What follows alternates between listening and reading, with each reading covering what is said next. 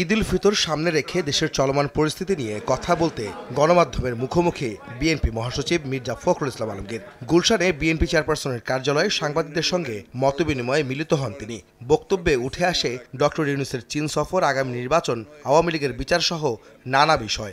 কিছু আলোচনা হয়েছে, নিঃসন্দেহে যেটা পজিটিভ হবে বলে আমার মনে হয়।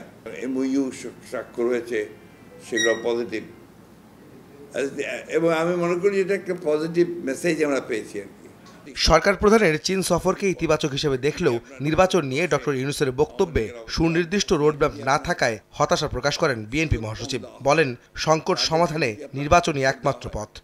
পট করে যখন উনি বললেন যে এটা ওনার বক্তব্যের মধ্যে যে ডিসেম্বর থেকে জুন মধ্যে হতে পারে, উই ওয়ার ফ্রাস্ট্রেটেড। সুনির্দিষ্ট রোডম্যাপ না দেওয়াটা এটা ওনাদের কিছুটা, I am sorry to say, এটা আমাদের রাজনৈতিক অনভিজ্ঞতা থেকে আসছে। কারণ এই সুনির্দিষ্ট রোডম্যাপ দিলেই কিন্তু আপনার রাজনৈতিক সংকটগুলো যেগুলো আছে সেগুলো কিন্তু অনেকাংশে কমে যাবে। বিএনপির জনপ্রিয়তার ভয়ে কেউ কেউ জাতিকে বিভ্রান্ত করছে, এমন দাবি করে মির্জা ফখরুল বলেন, বিএনপি সহ লিবারেল পার্টিগুলোকে বাধাগ্রস্ত করা হলে উত্থান ঘটবে জঙ্গিবাদের। উদ্দেশ্য একটাই, বিএনপিকে আপনার মেলাইন করার চেষ্টা করা। বিএনপি সবচেয়ে বড় রাজনৈতিক দল, কালকে আমি এটা বলেছি যে বিএনপি যদি এখন ইলেকশন দেন বিএনপি জিতবে। হ্যাঁ, ওই থেকে কীভাবে কমানো যায়, বিএনপির জনপ্রিয়তা কীভাবে কমানো যায়, বিএনপিকে হেয় প্রতিপন্ন করা যায়। 5 তারিখের আগে পর্যন্ত বিএনপি ভালো দল ছিল, লড়াই করেছে, তাই না?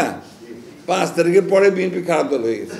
আজকে যদি লিবারেল পার্টিগুলোকে যদি আপনার সুযোগ কম দেওয়া হয়, তাদেরকে যদি আপনার আটক করে দেওয়া হয়, তাহলে কিন্তু জঙ্গিবাদের উত্থানের যথেষ্ট সম্ভাবনা আছে। সরকারের কোনো উপদেষ্টার নিরপেক্ষতা নিয়ে প্রশ্ন তুলে বিএনপি মহাসচিব দাবি করেন, সংস্কার ও নির্বাচনকে মুখোমুখি করে ভোট পেছানোর ষড়যন্ত্র করছে একটি মহল। নির্বাচন নিয়ে টালবাহানা হলে আবারও আন্দোলনের হুঁশিয়ারি দেন তিনি। কনসিয়াসলি কিছু কিছু মহল তারা নির্বাচনকে পিছিয়ে দিতে চান। নির্বাচনটা তো দরকার জনগণের স্বার্থে, সেই কারণেই আমরা মনে করি যে ইন দ্যাট কেস আমাদেরকে আবার রাস্তায় নামতে হতে পারে।